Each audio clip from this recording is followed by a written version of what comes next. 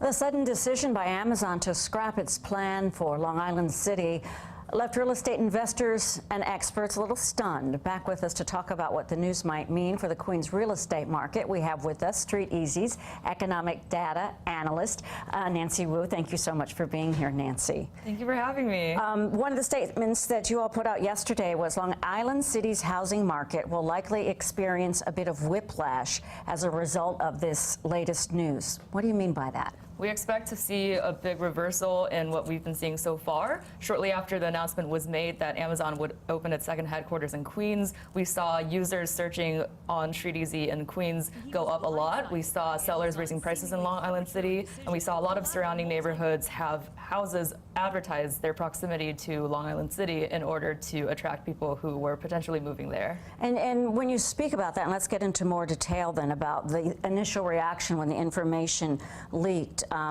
By numbers, one of them, 18.8% of homes for sale in Long Island City increased their prices. Yes. Street Easy tracked the prices of homes sold in Long Island City the 5 weeks after the announcement and the 5 weeks before the announcement. And in the 5 weeks after, we saw that 18.8% of sellers raised their prices. And in the 5 weeks before that, not a single house had a price increase.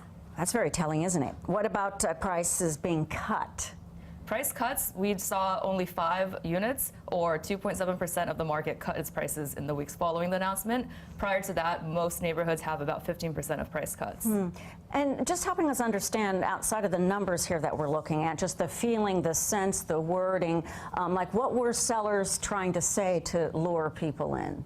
Sellers were advertising being close to Long Island City, being close to Amazon, and a lot of buyers who wanted to buy properties in Long Island City wanted to get there as quickly as possible before prices shot up even more. So sellers were doing anything they could to raise prices quickly in order to attract buyers quickly. When you said earlier about buyer searches, and this is on, this is what you do, right? Yeah. Street Easy is about data on the web and mobile, and just this percentage of how much it increased your searches is just, wow, so telling. Talk about that, please. Yes, so Street Easy tracks user searches in Long Island City in the 3 days after the initial leak, which was on November 3rd.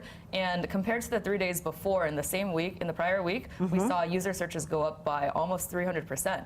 And after the announcement was made official in the second week of November, we saw that user searches for Long Island City shot up to over 500%. All right, so now getting back to the whole whiplash idea, because, I mean, were there actual transactions or there wasn't enough time? I mean, are some people in that position of, wait a sec, I just bought this or I just sold this?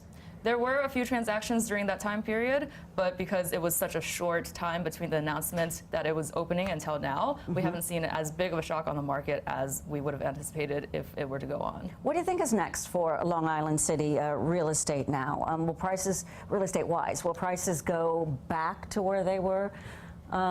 Yes. Overall? We expect prices to go back to the way it was before. We don't anticipate seeing as many price increases since that was an abnormality during that time period after the announcement. And we see a lot of buyers who were potentially interested in the area to still be interested, but maybe for other reasons. I'm also curious about your take, because the whole Amazon thing was just a shock.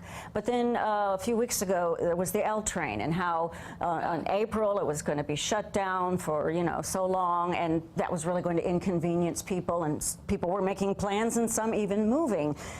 What's your take on just these events and how it affects the real estate market in New York City? Yes, news is always changing in New York City. So with any speculative investment in real estate, there is a risk inherent in that, and this really highlights the risk in that. So even though the economy is doing well, a lot of people who are looking to turn a quick profit on their investment have to just look at all the news that there is out there and consider buying as a personal choice in searching for a neighborhood and doing their research, and just keep all of that in mind.